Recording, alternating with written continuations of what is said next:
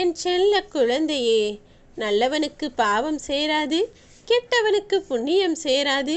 நீ நல்லதையே நினைத்து நல்லதையே செய்து கொண்டிரு என் செல்லமே என நான் உனக்கு சொன்னதை சரியாக புரிந்து கொண்டு இப்போதெல்லாம் நல்ல விஷயங்களின் பக்கம் மட்டுமே உன் கவனம் இருப்பதால்தான் வரப்போகிற செவ்வாய்க்கிழமை நாளில் உனக்கான அற்புதத்தை உன் வீட்டில் நடத்தி கொடுக்கப் போகிறேன்.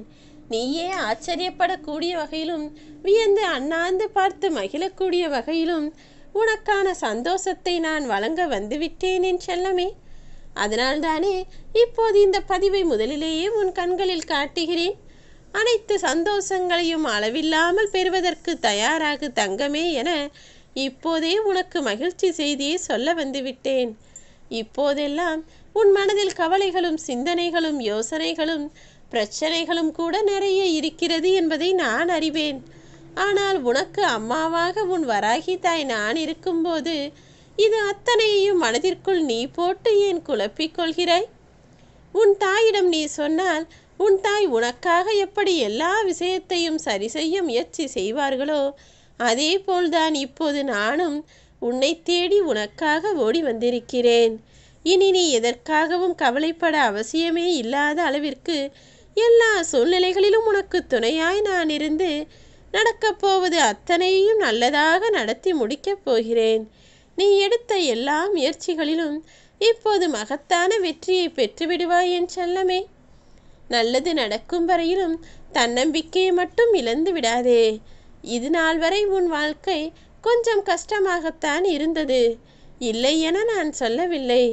ஆனால் கொஞ்சம் பொறுத்து கொண்டிருந்தால் நாளையோ அல்லது நாளைய மறுதினமோ உன் வாழ்க்கையில் பிரகாசத்தை கொண்டு வரக்கூடிய மகிழ்ச்சியால் உன் மனதை நிரப்பக்கூடிய நல்ல நாளாக மாறும்.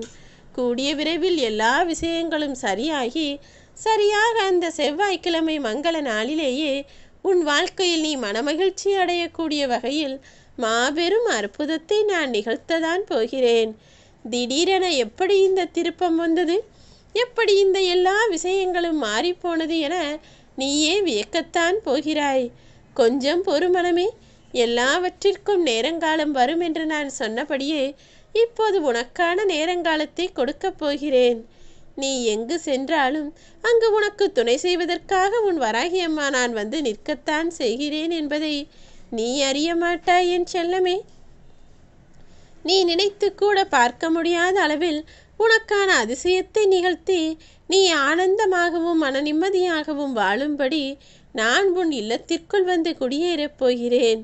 நீ எப்போதெல்லாம் கீழே விழ நேர்ந்ததோ அப்போதெல்லாம் உன்னை தாங்கி பிடித்த நான் இப்போது மட்டும் உன்னை கண்டுகொள்ளாமல் விட்டுவிடுவேனா என்ன? நீ எங்கு தேடினாலும் கிடைக்காத அற்புதமான பொக்கிஷ குழந்தை, உனக்காக உன் வராகி அம்மா நான் வந்து நிற்கப் போகிறேன்.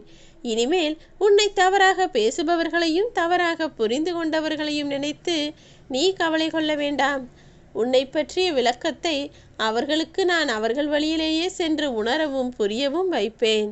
நீ உன் மனநிலையையும் உன் வாழ்க்கையையும் பார்த்து கொண்டு நிம்மதியாய் சந்தோஷமாய் வாழும்படி உனக்கான வேலைகளை செய்து கொண்டு போய்கொண்டே இரு என் செல்லமே. அதிகமான கஷ்ட நஷ்டங்களை அடைந்ததால் தான் இப்போது உனக்கு மனிதர்கள் மீது நம்பிக்கையும் குறைந்து விட்டது.